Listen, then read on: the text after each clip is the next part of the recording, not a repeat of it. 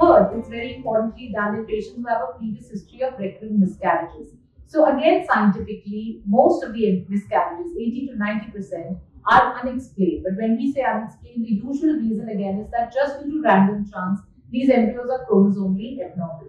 So if a patient like that, just because of the recurrent miscarriage, or if in case they end up needing an IVF due to some kind of difficulty in conceiving, then they're again an important group of people where PGT-A would be very helpful, because rather than just transferring the embryos at random, you would actually bring down their miscarriage rate to less than 1 to 2% if you're able to screen the embryos and know much better which embryos are healthy.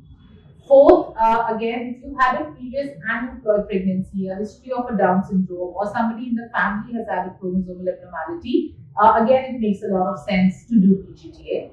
And last, which is more of a relative indication, is suppose you end up getting a lot of embryos. You get 6, 7, 8 embryos. They all look very healthy.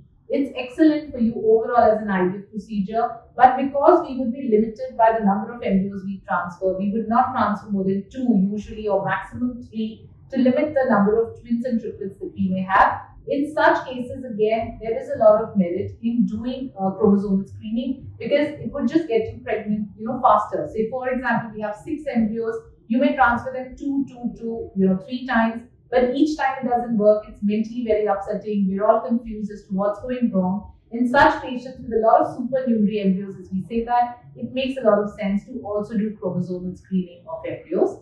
And also one more indication is somebody has some severe egg quality or a male factor where severe sperm issues are there. Or so then again, it makes a lot of sense to do the PGT-A. Now, of course, PGT-A, we have to also understand its limitations. It's not a perfect science.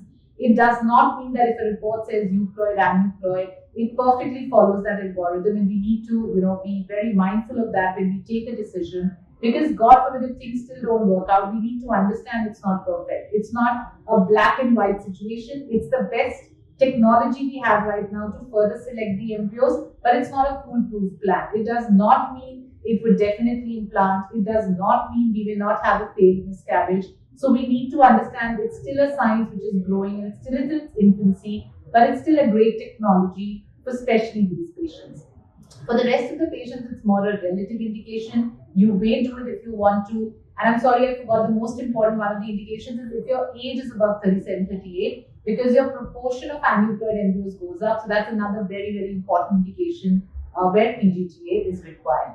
So what are the cons of that? As I said, limitation, it's not a foolproof test, it's expensive. If an IVF procedure overall in a country like India costs about, say, 1.5 lakhs to 2 lakhs, this PGT-A for a couple of embryos, like 4 or 5, would be an additional 1 lakh rupees or so. So we have to keep the cost also in mind. It's also invasive in nature, which means we have to do a biopsy of the embryo, which would have its hypothetical things that we should not damage the embryo, and therefore we need to be sure that the person doing it, which is the embryologist, is extremely well trained, because in good embryologist hands, that risk is of course kind of negligible. So I hope that's something useful for you to understand, because again, it needs an individualized decision. On the day 5 of every retrieval, typically you need to have that one-on-one conversation with your doctor. That are you somebody who really does need PGT-A? What are your thoughts on it? It's always a two-way thing. Your doctor may propose it needs to be done. You need to think that whether you want to do it. It's not something that has to be done in every IVF procedure, especially because of the costs involved.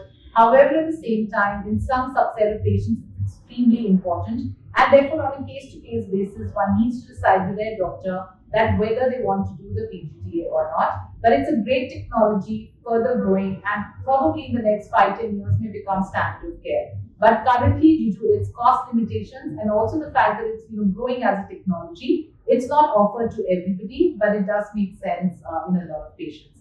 I hope this will help you decide whether you want to do a PGT-A in your treatment. Thank you so much.